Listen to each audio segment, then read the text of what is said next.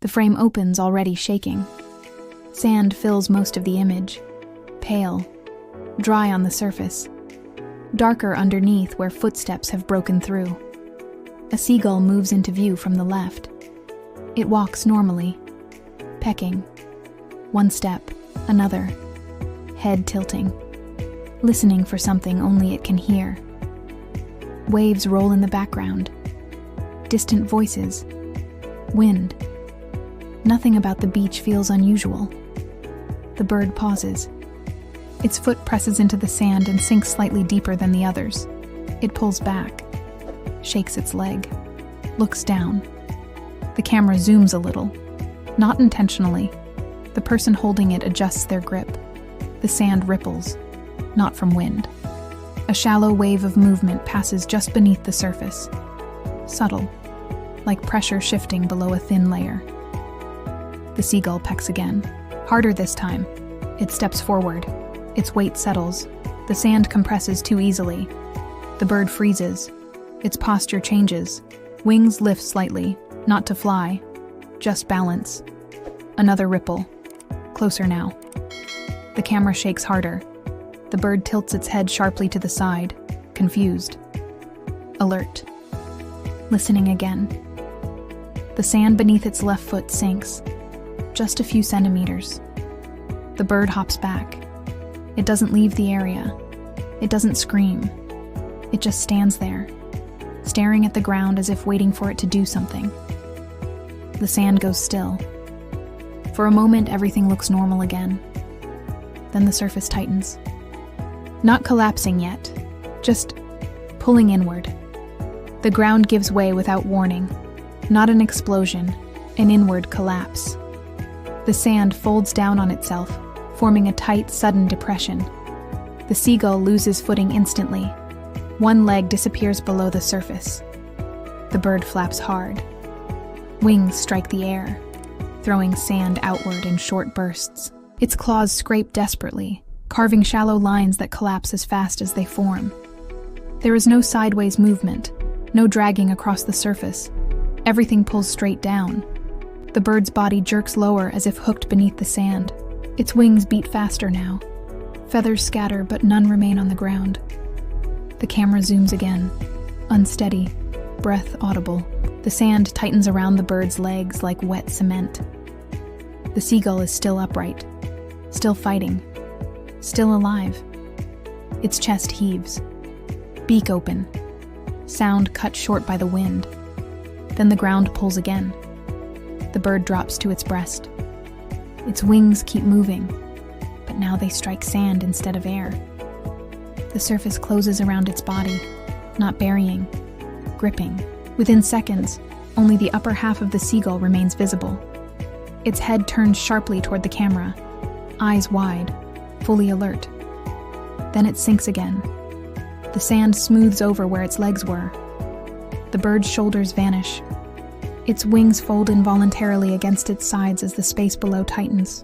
The seagull is still visible, still alive, but it is no longer on the surface. The recording does not stop. It continues for several minutes after the bird disappears. No one reacts on screen, because no one was watching it live. The camera was fixed, part of a temporary monitoring setup placed along the beach to track erosion patterns after recent storm activity. Wide angle, motion triggered, low to the ground. The footage was reviewed later, hours later. The timestamps show nothing unusual before the incident. No shadows crossing the lens, no people nearby, no sudden vibrations, just sand, wind, birds. The camera angle catches the event cleanly, but not completely. The collapse happens partially out of frame. A second camera farther down the beach shows only the aftermath, a smooth patch of sand where disturbance should be obvious. Slow motion review changes nothing. Frame by frame shows no approaching shape, no opening, no visible predator, just sand behaving incorrectly. The beach, by all expectations, should be safe. Trapdoor spiders are not associated with open shoreline environments. Their burrows require stability, vegetation, firm soil. Yet the timestamps don't lie. The coordinates don't change, and the sand continues to move after the bird disappears. Not much, just enough to notice. Trapdoor spiders are ambush predators. They do not chase. They wait. Their burrows are vertical, reinforced with silk, hidden beneath hinged doors made of soil and debris. They respond to vibration, pressure, weight. Their strength comes not from size, but leverage. A spider anchored deep below ground can exert force far beyond what its appearance suggests. Pulling downward is efficient. Gravity assists. Resistance above collapses inward. A bird on sand is vulnerable because sand does not resist compression evenly. Once the surface breaks, escape becomes harder with every movement. The more the prey struggles, the more the structure fails. No bite is required immediately. Immobilization happens first. The sand hides everything. A burrow does not need— What should not exist here is the depth. Beach sand shifts constantly. Burrows should collapse. Yet something held, need to be wide. It only needs to open. Something reinforced. Something waited long enough to respond with precision. This behavior is undocumented. Not impossible. Just unexplained. The area was searched the next morning. Researchers marked the location. They dug carefully. The sand collapsed repeatedly. No clear tunnel was found. No remains, no feathers, no blood. The tide had come in overnight. Water smoothed the surface. Whatever structure existed below was either too deep or no longer there. Probing revealed unstable pockets beneath the surface. Hollow spaces, then resistance, then nothing. No sign the bird escaped. No sign it was consumed near the surface. The absence is complete.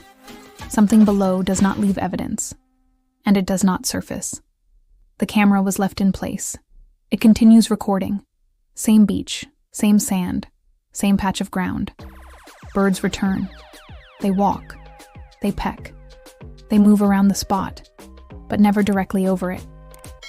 The surface looks calm. Too calm. The sand remains slightly concave, barely noticeable unless compared frame to frame. Nothing emerges. Nothing corrects itself. The ground does not collapse again, but it doesn't settle either. The seagull did not fly away. The spider did not reveal itself. And the beach does not behave like a beach anymore. This didn't end. It just went underground.